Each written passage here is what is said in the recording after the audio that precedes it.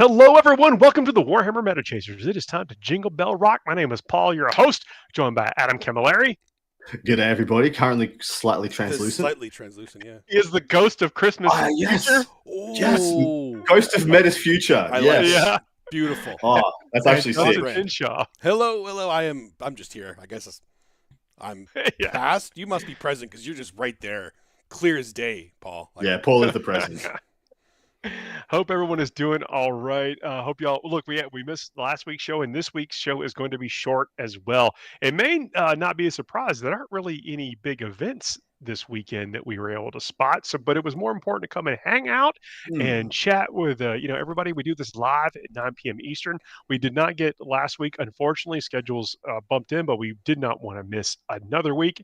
As you can see, the signals are all over the place. We got the Force Ghost, Adam Camilleri, and the mogul Dustin Henshaw, and of course, me here wanting to hang out and chat. So KR says, "Surprise! If this is real, it is real." Hey, Steve, good to see you. Look, last week, and there's also knowing that the meta is probably going to be real thin this week, and then Matt in the chat. Welcome everyone. Hope you're all having a great holiday season. Yeah, suffice to say, of course, it'd been the week before Christmas, the weekend before Christmas. There wasn't really any large GTs happening this weekend. There was a couple of little RTTs. But despite that, we wanted to put on a show because lovingly we didn't get a show in last week. So we're going to be talking about it's going to be spicy out there. The next couple of weeks are going to be absolutely wild. We're getting the last couple of Grotmas detachments dropping. What do we have today? We had Sisters yesterday. Or was that today? No, Sisters today. Sisters was today, yes. Yeah. And did they say we're getting tomorrow? I didn't look. What's left? I don't look either. I'm gonna look right now. What's tomorrow? I'm doing it. I thought it might be up your alley there, Paul. I thought it might be the Blood Angels. It must be, right? I just kind of, wait, anticipate. Yeah, it's Blood Angels tomorrow. Come on, Paul. How'd you not know that? Well, I mean, how did you not know that? Well, now you're going to be excited for tomorrow morning, right? I know on Wednesday I was like refreshing 7 o'clock. Like, come on. I'm incredibly excited for it. Let's just say, I think people are going to dig it. So. Yeah. Well, I'm actually Blood Angels. Why wouldn't you? I'm actually interested to know what Dustin thinks about the GSC one because I've heard the whole gamut spectrum of opinions on that one, ranging from "this is horrible, will never get played" to "oh wow, Gargoyles plus GSC sounds good." That's funny because Gargoyles is one of the things I feel like GSC doesn't need. I mean, they're good. Don't get me wrong. Like I said, full spectrum. But if you want my opinion, I'll give you my opinion. I have always been a Forces of the Hive mind player. So to give me the opportunity to do it, yeah, it's limited to only Vanguard, but that's okay. Because you know what's Vanguard? Some of the best lone ops in the game. Oh, Lictors, good point. Neurolictors, yeah, Death Leaper. Yeah. Like, honestly, just throw a couple of those in for some action monkeys and buff the rest of your GSC, and you're good to go. I'm very happy with that detachment. I think it has massive potential. But it's going to be very hard to unlock, and that's why I'm excited about it. And I love that a lot of people hate it. I always love that. Well, these Grotmas detachments, we talk about this a little bit on another show, I think, this week, is that they're just another way to kind of really use some of your models. Yeah. And some of them, especially if you are playing frequently and you have a wide collection, you've been playing for a long time, these Grotmas is it really is a gift is just another way to enjoy something else in your collection. Mm-hmm. Exactly right. And so far that has held pretty true. There's very few armies from Grotmas that have come out and told people to play exactly the things they were already playing. Like, especially when I think about Votan, Death Guard, and Sisters, where they've got almost attachment predicated on you taking this unit to get the most, being Sacrosanct, Hearthguard, and essentially Death Shroud. And we gotta, we talk about the meta being, not really happening this weekend because, of course, the holiday, but people are preparing for the Las Vegas Open. People are getting ready for this mega giant tournament towards the beginning of next year, already looking at 2025. And it seems like Necrons might be hot. Necrons are going to be hot. I have a weird prediction on Necrons. I think your first instinct when you see that Necrons detachment is to just slap down as much death killing as you can. As in, like, here's 3 DDAs, Silent King, Doomstalkers, Annihilation Barges, Well, and even like 1 or 2 units of Heavy the Destroyers. destroyers, yeah, like jumping around. The issue then is that you play someone just like rolling around with their bog standard AdMech list, and you just lose the game by 20 points because you don't score enough. Whereas, you know, you kill everything you can see every turn, but they're scoring every card every turn. So surely you get close to tabling them by the end, but they're on 90 points, you're on 70 points. And so that's the issue I find, and I think people are going to find with that detachment, trying to find the balance between the damage output and the utility units. Yeah, I think it is fun to try to spam what can do all the rules, what gets all the rules. Yes. Well, the game is in such a good place. You don't need all the rules all the time. If you just had, and so the thing is, I don't love Doomsday arcs. For me, they're a bit too casino-ish. I'd actually go heavier into the destroyers, like Silent King, maybe 1 or 2, maybe 1 DDA, maybe 1 or 2 of the Doomstalkers as well, which I do not mind. The 5-up Overwatch is actually kind of cute as well. And then I'd go heavier into destroyers, especially on some of the tables you may see at certain events, especially on WTC boards. I think it's a lot better. Agree. You know, you could even, if you had just like lots of little destroyer types running around, like you could like really benefit from it. I completely agree with that. And they all pop off. Like they can all like pop, like reach up damage wise. And so even if you have smaller units, you put enough buffs on them, they'll do just fine. Well, that's one of the things too with all the detachments and a lot of the armies that with actually putting in your lists doesn't always have to completely synergize with the entire detachment. Like, look at the old school Endless Swarm list. People were bringing just the hordes because they're good, but only because they wanted to bring them back constantly, and then the rest of the list was just monsters that do damage. Like that's the only thing that they didn't benefit that much from other ones. I saw some of those lists that just had 2 bricks of 20 gargoyles to keep recycling, and the rest of it was just an invasion fleet list, and that was still good because it's another. At the time, I think it was only 160 points for a 20-man gargoyle unit, but they keep recycling it, and that was the whole benefit of the detachment. They didn't get any other buffs, but that was enough. Yep, correct. Got some great comments in the chat here saying, you know, excited about the Custodes detachment. Max Wolf saying, had that new Custodes take out the World Eaters this past weekend. So nice. I'm glad people are playing with the Grotman stuff. They've been, but then we thought, like, this is not exactly as powerful as the index detachment. Well, I don't think that's what they're for, but it's kind of like a happy coincidence. Hey, you never know. You never know. Well, I hope that what these do is give you, because my vast majority of the time, so many of the index detachments have been buffed and tweaked over the past 12 months. I mean, the perfect example is the Votann one. There's nothing that they can bring out in one detachment without buffs or tweaks or anything else that's going to be as good as LOL. Your 4 burst things +1 hit +1 for my entire army. Like, because that's been a multitude of different buffs and increments to get them to that place. So they can't just like, here's a little something detachment and think that it's going to compare to that. Well, it's ironic with the sister one too. When you look at the sister one, the new one is now using more miracle dice right after they got nerfed in the amount of miracle dice they get. Correct. So to your point, Adam, I think I think I saw a comment from Warhammer Official on their Facebook page that these will eventually make their way into the app.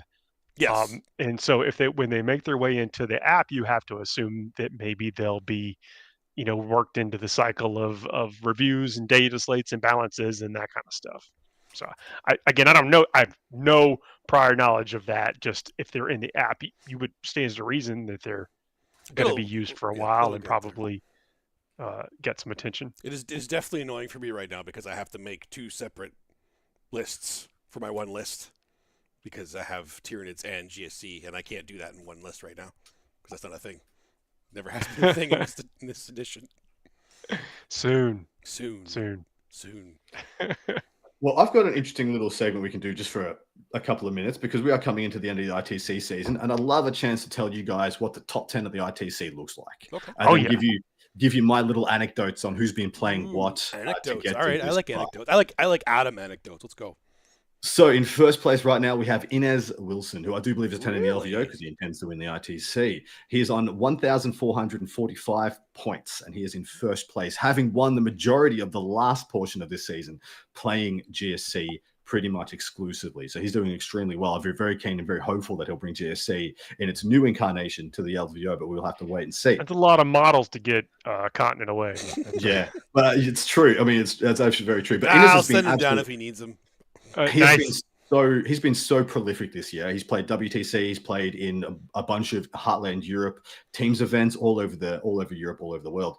In next place, we have Josh Roberts, who has almost created identity for himself as the MSU trading guy.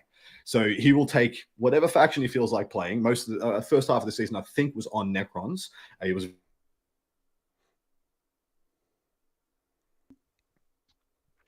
This is a longer pause. Oh no, we lost it completely. He finally I faded thought off. it was a pause.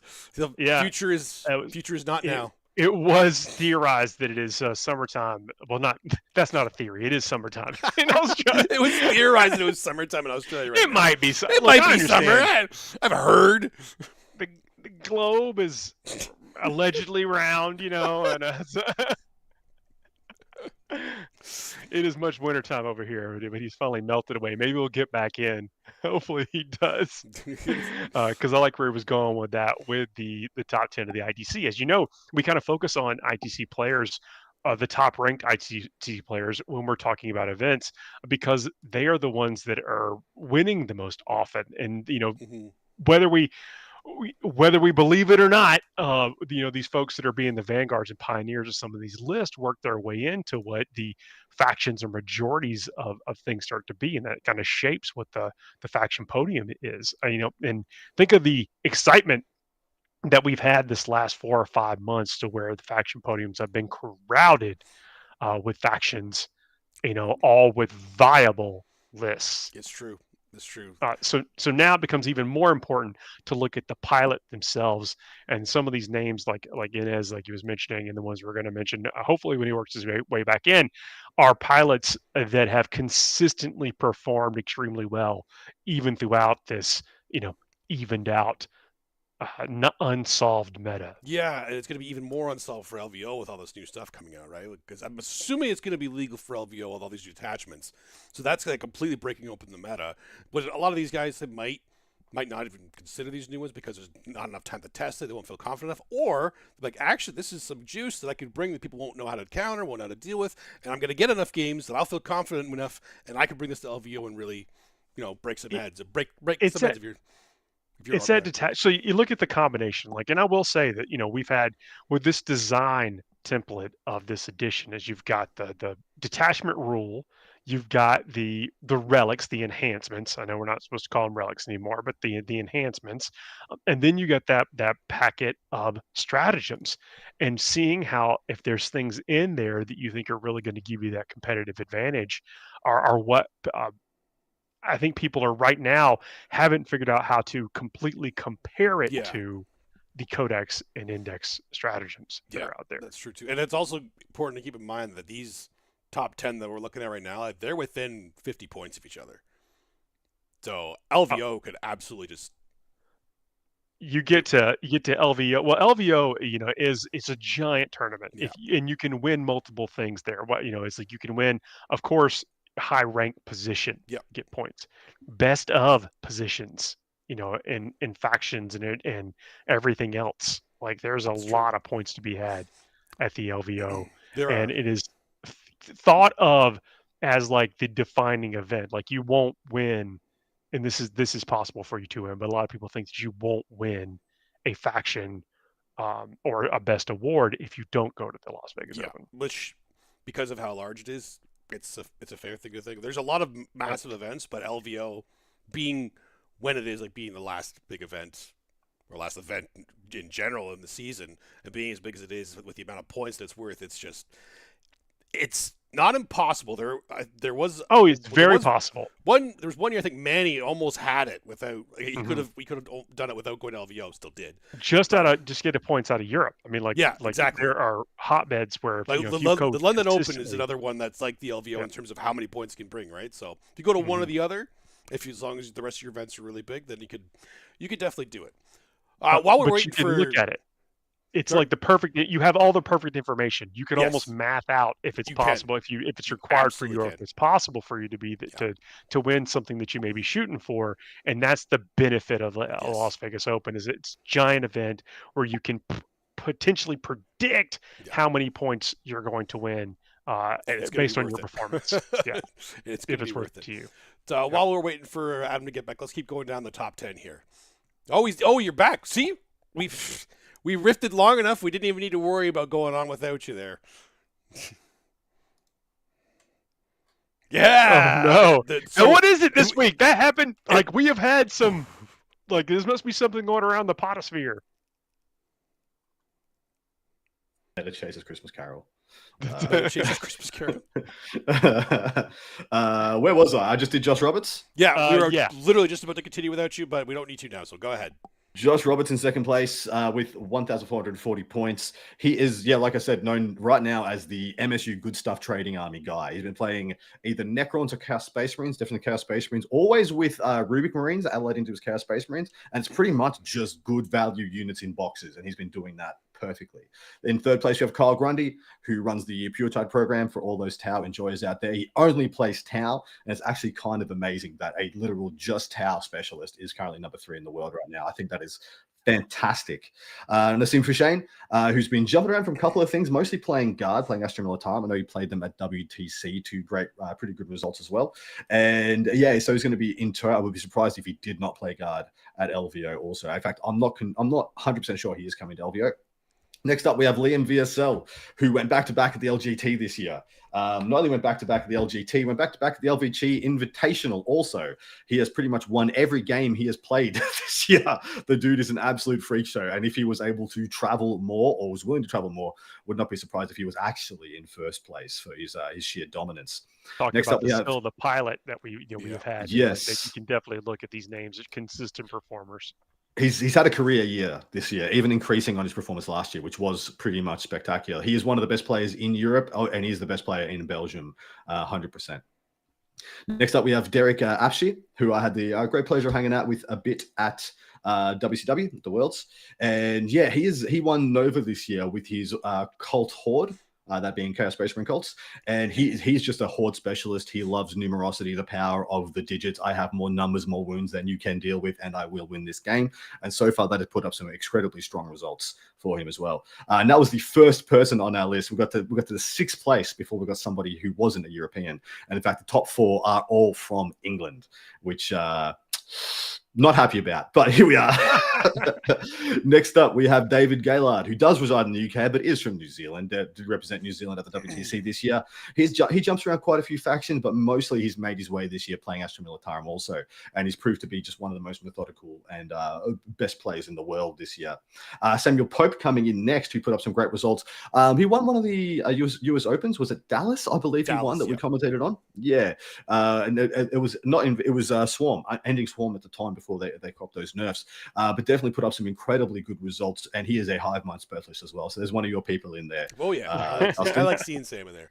Now, this next gentleman I don't know enough about, unfortunately. Andy Quaz Cohen. Of course, I'm riffing. This is just my personal knowledge on these players. Andy Quaz Cohen. I do not know Andy. Does anybody know from whence he hails? I do believe he may be from the California area. I'm just going to open up and see what events he's been to.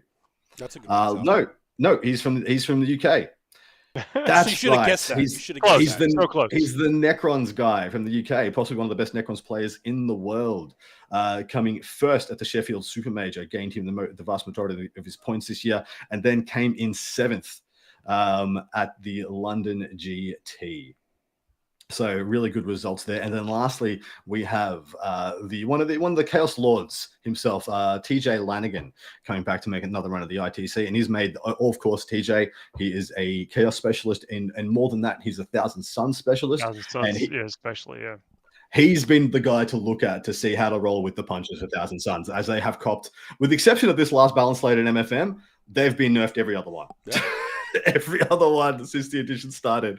Hard to balance all that brain magic, all that free stuff, all that I'll do what I want-ness in that book. I mean, and see, T-Suns is another one where you look at like their index and you're like, what could they possibly give them that's going to be like this good? Because man, their index is so strong. But anyway, that is your top 10 in the ITC, and I do apologize, but I am going to have to This is dip going to be a out at this short point. show. I think we're going to have to And wrap it up right here in the interest of time. And this has been a great little run, I think, and a little teaser. Next week we're actually going to have a year interview. I think we're going to look at the meta over we the course of are. the year. We're going to play a fun little something with us here on the show. We'll see. Something. Yeah. We'll Yeah, see so how it next goes. week, in lieu of there most likely not being any large events, I'm going to look back and pick one large event from each quarter of the year that was, and talk about what was going on there, what won, what did well, and what changed between quarter to quarter in the state of the game. It should be a very interesting show. I hope you'll join us.